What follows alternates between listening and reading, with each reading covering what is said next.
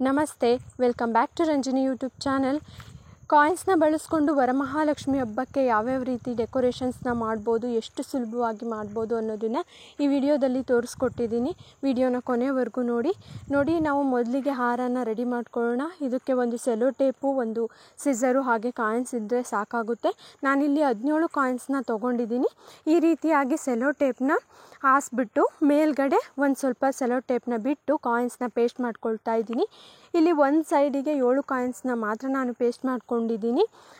ಈ ಒಂದು ಕಾಯಿನ್ಸ್ನ ಯಾವ ರೀತಿಯಾಗಿ ಪೇಸ್ಟ್ ಮಾಡಿರ್ತೀರೋ ಅದೇ ರೀತಿಯಾಗಿ ಪೇಸ್ಟ್ ಮಾಡ್ಕೊಳ್ಳಿ. ನೋಡೋದಕ್ಕೆ ಆಗ ತುಂಬ ಚೆನ್ನಾಗಿ ಕಾಣಿಸುತ್ತೆ. ಈಗ ಒಂದು ಸೈಡಿಗೆ ರೆಡಿ ಆಗಿದೆ. ಕೆಳಗಡೆನೂ ಕೂಡ ಸ್ವಲ್ಪ ಸೆಲೋ ಟೇಪ್ನ ಬಿಟ್ಬಿಟ್ಟು ನಾನು ಸಿಸರಿಂದ ಕಟ್ ಮಾಡ್ಕೊಳ್ತಾ ಇದ್ದೀನಿ.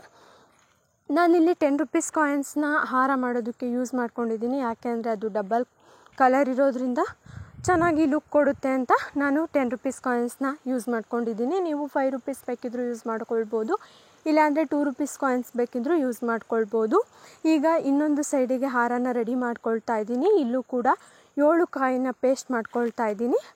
ಅದೇ ರೀತಿಯಾಗಿ ಕಟ್ ಮಾಡ್ಕೊಳ್ತಾ ಇದ್ದೀನಿ. ಈಗ ಎರಡೂ ಸೈಡಿಗೂ ಕೂಡ ಹಾರ ರೆಡಿ ಆಗಿದೆ. ಮಧ್ಯದಲ್ಲಿ ಒಂದು ಪದಕನ ನಾವು ರೆಡಿ ಮಾಡ್ಕೊಳ್ಬೇಕಾಗುತ್ತೆ. ಬನ್ನಿ ಪದಕ ಯಾವ ರೀತಿ ರೆಡಿ ಮಾಡ್ಕೊಳ್ಳೋದು ಅಂತ ನೋಡೋಣ. ಎರಡೂ ಸೈಡು ಇದೆಲ್ಲ ಹಾರನ ಇಂಟು ಮಾರ್ಕ್ ರೀತಿಯಲ್ಲಿ ನಾವು ಹಾಕ್ಕೊಳ್ಬೇಕಾಗುತ್ತೆ. ಅಲ್ಲಿಗೆ ಒಂದು ಮಧ್ಯದಲ್ಲಿ ಕಾಯಿನ್ನ ಪೇಸ್ಟ್ ಮಾಡ್ಕೊಳ್ಬೇಕಾಗುತ್ತೆ. ಹಾಗೆ ಆ ಕಡೆ ಮತ್ತು ಈ ಕಡೆ ಎರಡೂ ಸೈಡು 2 ಕಾಯಿನ್ಸ್ನ ಪೇಸ್ಟ್ ಮಾಡ್ಕೊಳ್ಬೇಕಾಗುತ್ತೆ. ಈ ರೀತಿಯಾಗಿ ಕಾಯಿನ್ನು ಯಾವುದೇ ಕಾರಣಕ್ಕೂ ಬೀಳಬಾರ್ದು ಅಂತ ಮತ್ತೆ ಸೆಲೋ ಟೇಪ್ನ ತೊಗೊಂಡು ಅದನ್ನು ಸೆಕ್ಯೂರ್ ಮಾಡ್ಕೊಳ್ತಾ ಇದ್ದೀನಿ. ಮೇಲ್ಗಡೆ ಕೂಡ ಸೆಲೋ ಟೇಪ್ನ ಹಾಕೋದ್ರಿಂದ ಯಾವುದೇ ಕಾರಣಕ್ಕೂ ಹಾರ ಬ್ರೇಕ್ ಆಗೋದಿಲ್ಲ. ಅಮ್ಮನವರಿಗೆ ಹಾಕಿದಾಗ ಅಪಶಕುನ ಅನಿಸೋದಿಲ್ಲ ಬಿದ್ದು. ಹಾಗಾಗಿ ಸೆಲೋ ಟೇಪಿಂದ ಸೆಕ್ಯೂರ್ ಮಾಡ್ಕೊಳ್ತಾ ಇದ್ದೀನಿ. ಈಗ ಸಿಸರಿಂದ ಕಟ್ ಮಾಡ್ಕೊಳ್ತಾ ಇದ್ದೀನಿ.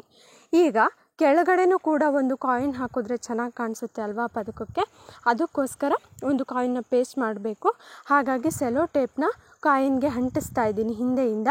ಈಗ ಒಂದು ಕಾಯಿನ್ನ ಇಟ್ಟು ಮೇಲ್ಗಡೆಯಿಂದ ಟೇಪ್ನ ಹಾಕ್ಬಿಟ್ಟು ಸೆಕ್ಯೂರ್ ಮಾಡ್ಕೊಳ್ತಾ ಇದ್ದೀನಿ. ನೋಡಿ, ಈ ರೀತಿಯಾಗಿ ಕಾಣಿಸುತ್ತೆ.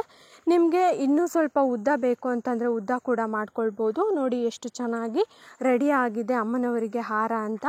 ಇದು ನೀವು ಹಾಕಿದಾಗ ತುಂಬ ಚೆನ್ನಾಗಿ ಕಾಣಿಸುತ್ತೆ. ಖಂಡಿತವಾಗ್ಲೂ ನಿಮ್ಮ ಮನೆಗೆ ಬಂದವರೆಲ್ಲ ಕೇಳ್ತಾರೆ ಯಾವ ರೀತಿಯಾಗಿ ಮಾಡಿದ್ರಿ ನೀವು ಅಂತ. ನಾನಿಲ್ಲಿ ಒಂದು ಫೋಟೋಗೆ ಹಾರನ ಹಾಕ್ಬಿಟ್ಟು ತೋರಿಸ್ತಾ ಇದ್ದೀನಿ. ನೋಡಿ ಎಷ್ಟು ಚೆನ್ನಾಗಿ ಕಾಣಿಸ್ತಾ ಇದೆ ಅಂತ. ಈಗ ಇನ್ನೊಂದು ಡೆಕೋರೇಷನ್ ಯಾವ ರೀತಿಯಾಗಿ ಮಾಡೋದು ಅನ್ನೋದನ್ನು ನೋಡೋಣ. ನಾನು ಸೇಮ್ ಕಾಯಿನ್ಸ್ನ ಸೆಲೋ ಟೇಪ್ ಹಾಕ್ಬಿಟ್ಟು ಅಂಟಿಸ್ಕೊಂಡಿದ್ದೀನಿ. ಇಲ್ಲಿ ಒಂದು ಕಳಶದ ತಂಬಿಗೆನ ತೊಗೊಂಡು ಅವನ್ನೆಲ್ಲ ಒಳಗಡೆಯಿಂದ ಹಾಕ್ತಾ ಇದ್ದೀನಿ. ನೋಡಿ, ಈ ರೀತಿಯಾಗಿ ಹಾಕ್ಕೊಳ್ಬೇಕಾಗುತ್ತೆ ಸೆಲೋ ಟೇಪಿಂದ ಅಂಟಿಸಿರೋಂಥ ಕಾಯಿನ್ನ. ಈಗ ಇದು ಕೆಳಗಡೆ ಇಟ್ಟಿರೋದ್ರಿಂದ ಈ ಥರ ಕಾಣಿಸುತ್ತೆ. ಸ್ವಲ್ಪ ಈ ಆ್ಯಂಗಲಲ್ಲಿ ಇಟ್ಟು ನೋಡಿ ಎಷ್ಟು ಚೆನ್ನಾಗಿ ಕಾಣಿಸುತ್ತೆ ಅಂತ.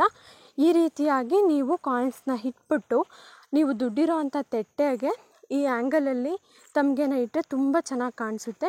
ಅಮ್ಮನವರ ಬಲಗಡೆ ಮತ್ತು ಎಡಗಡೆ ಈ ರೀತಿಯಾಗಿ ನೀವು ಮಾಡಿಕೊಂಡು ಡೆಕೋರೇಷನ್ಸ್ನ ಮಾಡ್ಕೊಳ್ಬೋದು.